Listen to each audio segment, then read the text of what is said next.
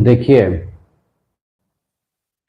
एक पहला प्रश्न हम लोग के सामने है कि लेम्डा पी लेम्डा 4 की मूल बिंदु से दूरी 5 है तो लेम्डा बराबर 1। देखिए, जब मूल बिंदु से किसी भी बिंदु का दूरी होता है तो इसका सूत्र होता है x square plus y square. Direct मूल बिंदु, अगर देखिएगा मूल बिंदु से दूरी है तो x square plus y square, ये डी बराबर हो जाता है डिस्टेंस, दूरी बराबर, ये सूत्र होता है। दूरी क्या है 5, एक्स स्क्वायर वाई स्क्वायर, वाई के जगह क्या होगा, वाई का मान कितना है 4, तो 4 का स्क्वायर, ये रूट इधर आके क्या हो जाएगा स्क्वायर, तो बचे 25 और ये एक्स स्क्वायर 4 चौक 16, 25, ये प्लस इधर गया तो माइनस एक्स स्क्वायर, 25 में 16 गया 9, एक्स ये स्क्वायर इधर गया तो क्या होगा रूट, तो एक्स बराबर क्या हो जाएगा 3 प्लस माइनस 3, ये एक्स, तो एक्स का मान यहाँ क्या दिया हुआ है लेम्डा, यानी लेम्डा बराबर क्या हो जाएगा प्लस माइनस 3। फिर से समझिए, डी बराबर एक्स स्क्वायर वाई स्क्वायर का रूट, एक्स स्क्वायर वाई हो गया 4 का स्क्वायर, ये जो वर्गमूल का चिन्ह इधर गया तो स्क्वायर हो गया 25 एक्स स्क्वायर और 4 चौक 16, 16 प्लस इधर गया तो माइनस एक्स स्क्वायर, 25 में 16 गया 9, स्क्वायर इधर गया तो रूट 9 का वर्गमूल क्या हो गया प्लस माइनस 3, और यहाँ x का मान, यहाँ x का जगह या y का जगह, तो x का मान लेम्डा, तो लेम्डा बराबर क्या निकल गया प्लस माइनस 3। दो वृत्त है, वो बाह्य रूप से स्पर्श करता, बाहर से स्पर्श करता है, तो स्पर्श रेखाओं की संख्या, एक देखिए, एक स्पर्श रेखा यहाँ से, दूसरा स्पर्श रेखा यहाँ से, और तीसरा स्पर्श रेखा यहाँ से गुजरेगा, यानी दोनों को टच करने वाला, तो स्पर्श उभयनिष्ठ स्पर्श रेखाओं की संख्या क्या हो जाएगी 3। उभयनिष्ठ स्पर्श रेखाओं की संख्या कितनी होगी 3 होगी। कब, जब दो वृत्त बाह्य रूप से स्पर्श करे तब। ए ओ बी इसका मान क्या देवे 40, तो ओ ए बी इसका मान, ध्यान दीजिए त्रिभुज का तीनों कोण मिलके क्या होता है 180, उसमें ये 40 माइनस हो गया तो क्या बचा 140, और ये भुजा इस भुजा के बराबर होता है क्योंकि यह भी त्रिज्या है और यह भी त्रिज्या है, यह भी आर है यह भी आर है, तो भुजा बराबर है तो ये दोनों कोण भी क्या होगा बराबर, तो 140 में 2 बराबर भाग बांटेंगे तो ये भी 70 और ये भी क्या होगा 70, तो कोण ओ ए बी बराबर क्या हो जाएगा 70, कोण ओ ए बी बराबर 70। यहाँ जो कोण दिया रहे उसको माइनस कर देना है 180 में, तो 140 उसको 2 बराबर भाग में बांट देना है। अब देखिए चौथा क्या कह रहा है 7,10 किस पाद में है, तो हम लोग इस तरह का किस पाद में है ऐसा एक प्रश्न देता है, तो ये यहाँ प्लस ये माइनस और ये भी माइनस, तो ये प्लस और प्लस है, तो ये क्या 7 और ये क्या है 10, तो दोनों प्लस प्लस है, तो किस पाद में है तो प्रथम पाद में। देखिए प्लस प्लस दोनों रहेगा तो प्रथम, पहला माइनस और दूसरा प्लस रहे तो द्वितीय, और दोनों अगर माइनस रहेगा तो तृतीय, और अगर पहला प्लस और दूसरा माइनस हो तो क्या होगा ये चतुर्थ होगा, तो ये दोनों प्लस वाला है इसलिए प्रथम पाद में होगा। ये कौन से पाद में होगा प्रथम पाद में। तो ये हम लोग का प्रश्न हो गया। अब अगला देखिए प्रश्न हम लोग देखते हैं,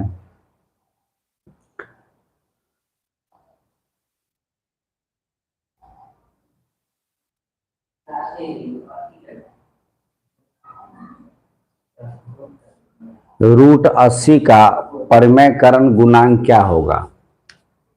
कहता है रूट 80 का परिमेयकारी गुणांक,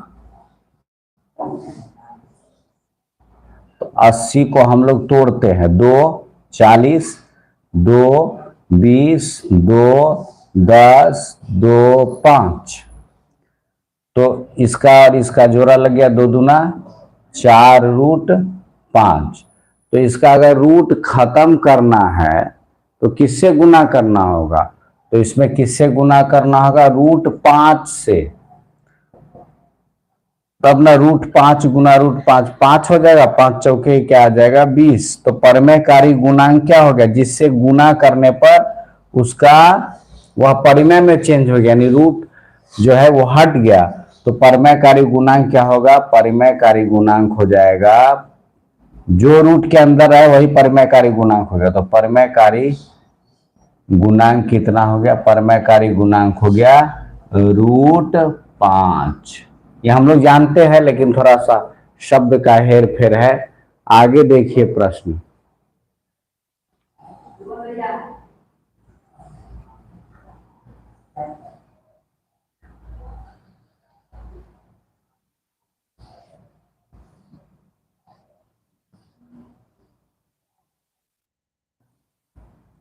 छठा नंबर प्रश्न देखते हैं हम लोग। छठा नंबर प्रश्न क्या कह रहा है?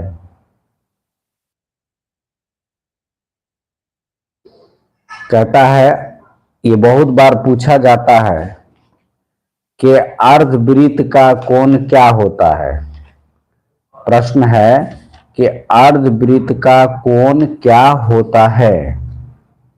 तो अर्धवृत्त का कोण समकोण होता है। ये जो अर्धवृत्त है, ये अर्धवृत्त हुआ, ये जो यहां बनाएगा, तो यह नियम है कि ये सेम चाप से केंद्र पर, तो इसी से केंद्र पर कोण बन रहा है और इसी चाप से वृत्त पर कोण बना। तो इसका ये क्या होता है? आधा। यहाँ 180 बनता है, तो इसका हाफ यहाँ क्या बनेगा? 90 डिग्री। तो याद रखेंगे कि अर्धवृत्त का कोण कितना होगा? 90 डिग्री या समकोण। अर्धवृत्त का कोण क्या होगा? 90 डिग्री बोलिए, या क्या बोलेंगे उसको? समकोण। तो अर्धवृत्त का कोण समकोण होता है, या फिर उसको बोलेंगे 90 डिग्री होता है। अर्धवृत्त का कोण क्या होता है? 90 डिग्री या समकोण होता है।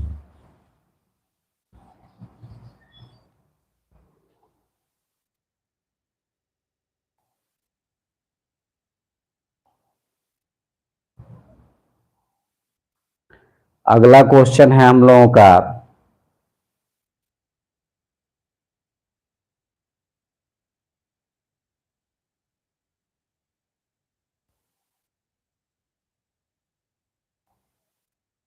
कि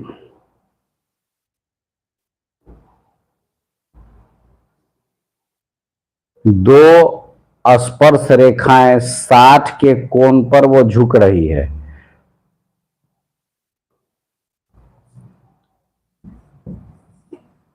एक वृत्त है, ये दो स्पर्श रेखा है, ये दोनों के बीच का झुकाव क्या बोलता है? 60 है। उसके बीच का झुकाव क्या बता रहा है? 60। साथ ही 3 सेंटीमीटर त्रिज्या वाले वृत्त पर बनाई गई हो तो प्रत्येक स्पर्श रेखा की लंबाई, इसकी त्रिज्या क्या कह रहा है? 3 सेंटीमीटर। त्रिज्या क्या है? 3 सेंटीमीटर। तो इधर भी क्या? 3 सेंटीमीटर। ये 3 है, ये 3 है। तो कहता है ये स्पर्श रेखा की लंबाई, मान लीजिए ये है, ये ओ है, ये पी है, ये ए है और ये बी है, यानी ए पी और बी पी की लंबाई। तो हम लोग एक चीज तो सब जान रहे हैं, हम लोग क्या जान रहे हैं कि स्पर्श रेखा की लंबाई हमेशा बराबर होती है। तो एपी जितना होगा बीपी भी उतना ही होगा। हम लोग क्या करते हैं? एक सीधी रेखा यहां से यहां खींच लेते हैं। तो ये कितना हो जाएगा 30 डिग्री, क्योंकि यहाँ से अगर इस पे यहाँ पर अगर बीचों बीच इसका कोण विभाजन खींचा जाएगा तो इसके कोण को विभाजित करते थे। 30 डिग्री हो गया, ये 3 हो गया। और हम लोग को क्या पूछा, ये यहाँ पर ये क्या होगा 90 डिग्री। तो अब यहां अगर हम लोग सूत्र लगाते हैं तो इसके सामने वाला ये क्या है, ये लंब है, ये क्या है कर्ण है, ये क्या है आधार है, ये लंब और आधार। तो लंब और आधार का सूत्र क्या होता है, टेन। तो टेन 30 डिग्री, देखिए यहाँ टेन लगा दिए, तो टेन लगा दिए तो क्या हो गया लंब, लंब इसके सामने का ये लंब और ये क्या हो गया आधार। तो लंब क्या हो गया ओ ए, आधार क्या हो गया ए पी। टेन 30 का मान क्या होता है 1/√3। ओ ए कितना हो गया 3, और एपी का तो मान हम लोग को निकालना ही है। एपी, एपी गुना 1, एपी और 3 गुना √3, तो क्या होगा 3√3। यानी स्पर्श रेखाओं की लंबाई क्या हो जाएगी 3√3। स्पर्श रेखाओं की लंबाई क्या होगी 3√3। चलिए अब हम लोग अगला प्रश्न देख लेते हैं।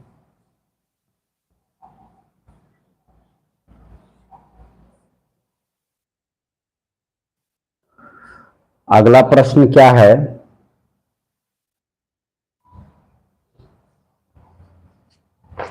अगला प्रश्न दिए हुए है 360 बराबर 2p 3q और 5r है। कहता है 360 बराबर 2, 3 और 5, इसके गुणनखंड में है 2, 3 और 5, और ये क्या है P Q R, P Q R, P Q R. तो कहता है P plus Q minus R बराबर वाट। क्वेश्चन बिल्कुल आसान है, थोड़ा उसको चेंज कर रहा है, तो हम लोग क्या करेंगे 360 को पहले तोड़ेंगे, 2 से 180, फिर 2 से 90, फिर 2 से 45, फिर 3 से 15 तिया 45, फिर 3 से 3 पचे 15। 2 कै गो हो गया 3 गो, 3 कै गो हो गया 2 गो, और 5 कितना हो गया 1, यानी 2 पर पावर कितना हो गया 3, 3 पर पावर कितना हो गया 2, और 5 पर पावर क्या हो गया 1, यानी P बराबर क्या हो गया 3, Q बराबर क्या हो गया 2, और R बराबर क्या हो गया, देखिए R 5 के ऊपर 2 के ऊपर P है तो P का मान हो गया यहाँ 3, और 3 के ऊपर Q है तो Q का मान 2 हो गया, और R का मान क्या हो गया 1। अब यहाँ पर मान बैठाते हैं P plus Q minus R, यानी 3 प्लस 2 माइनस 1, तो 3 2 5 माइनस 1 बराबर क्या हो जाएगा 4। ये 4 आंसर हो जाएगा। तो चीज ये जो है बहुत आसान है, बस उसको थोड़ा सा एक नए अंदाज में दिया है, तो कोई मुश्किल काम नहीं है। अब देखिए फिर हम लोग आगे का प्रश्न देखते हैं।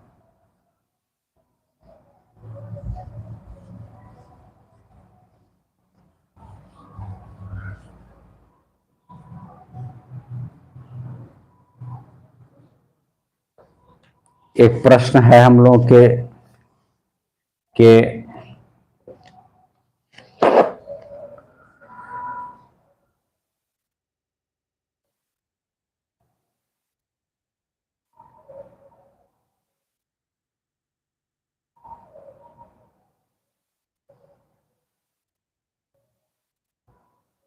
68, 63, 58, 68, 63, 58 का 10वां पद।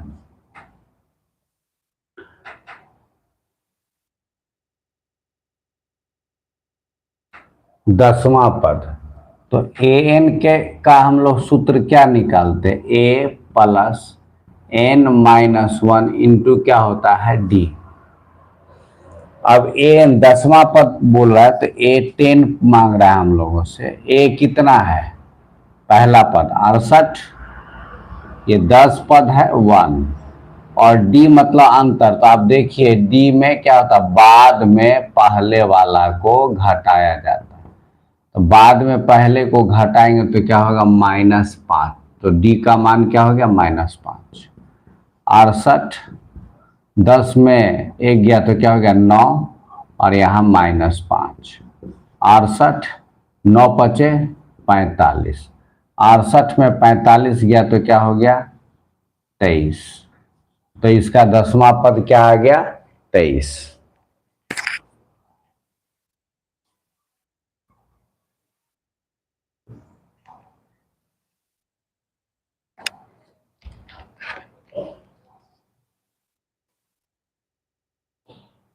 अगला प्रश्न हम लोग फिर देखते हैं।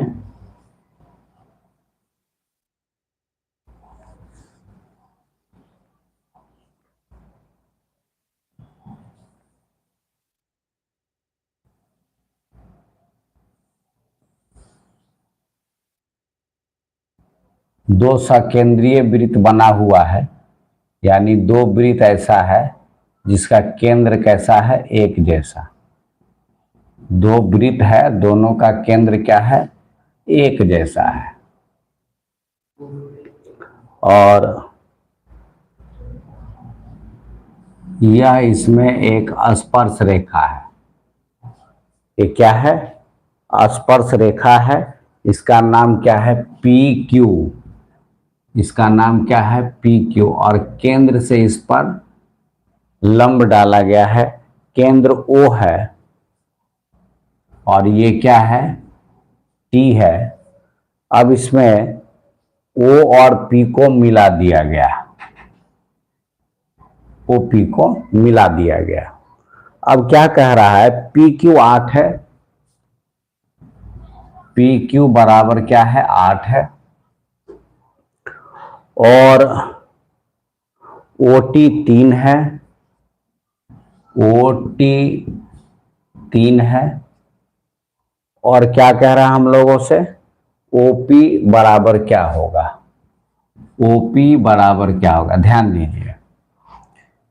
पी क्यू क्या है 8, तो ये जो स्पर्श रेखा है ये आधा आधा बटेगा तो ये कितना हो जाएगा 4। ओ टी ये कितना है 3, और स्पर्श रेखा जो होता है उस पर त्रिज्या लंब होती है तो क्या हो गया 90। तो ओपी क्या हो गया कर्ण। कर्ण बराबर क्या होता है, आधार स्क्वायर और जोड़ लंब स्क्वायर का रूट। 90 के सामने वाला कर्ण। तो कर्ण बराबर क्या होगा, आधार स्क्वायर जोड़ लंब स्क्वायर, 4 चौक 16 और 3 तिहाई 9। 16 और 9 क्या होगा 25, 25 का वर्गमूल क्या होगा 5। तो ओपी कितना हो जाएगा 5, ओपी 5। और ये सब सेंटीमीटर में है, ये सब क्या है सेंटीमीटर में। तो यह भी किस में हो जाएगा, सेंटीमीटर में। अब चलिए आगे और प्रश्न हम लोग देखते हैं। 11वां प्रश्न आज का।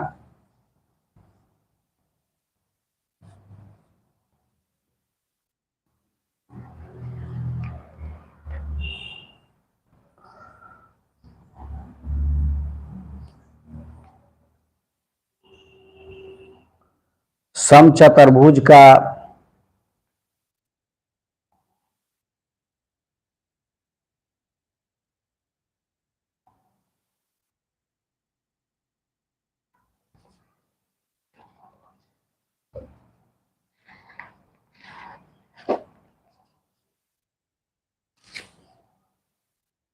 समचतुर्भुज का कहता है विकर्ण 6 और 8 है तो इसके प्रत्येक भुजा की लंबाई।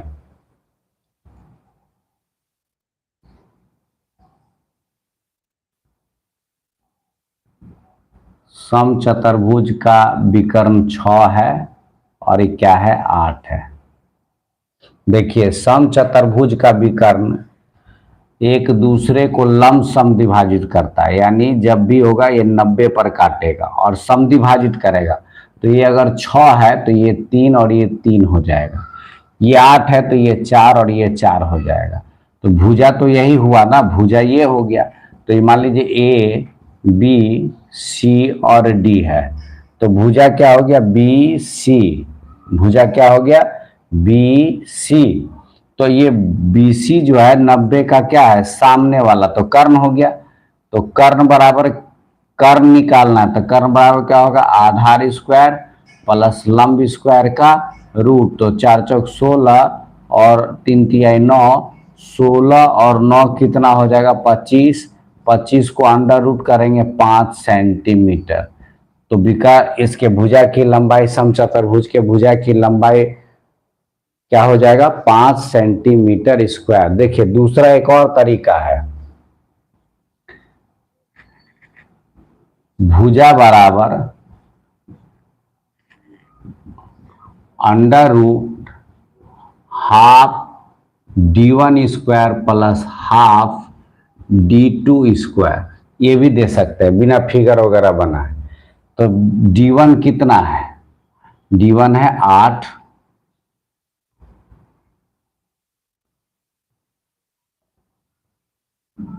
आठ 1/2 इसका स्क्वायर, फिर दूसरा क्या है 6 1/2 इसका स्क्वायर, और उस पर क्या दे देते हैं रूट। 2 चौके 8 और 2 तिया 6, तो 4 चौक 16 और 3 तिहाई 9, 16 और 9 क्या हो गया 25, और 25 का वर्गमूल क्या हो गया 5 सेंटीमीटर। आप डायरेक्ट इस सूत्र पर भी इसको बना सकते हैं, आपको जो सुविधाजनक लगे, जो समझ में आए वो आप कर सकते हैं। अब देखिए एक प्रश्न है,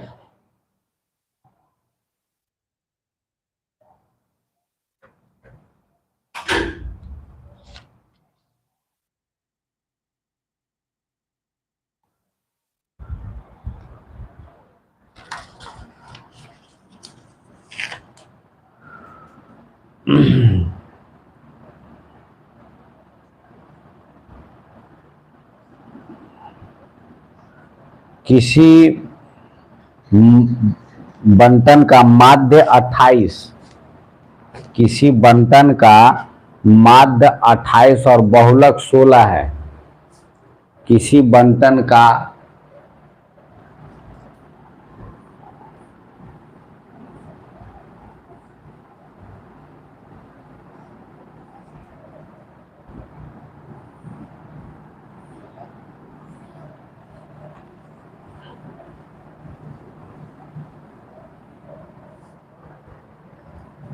देखिए किसी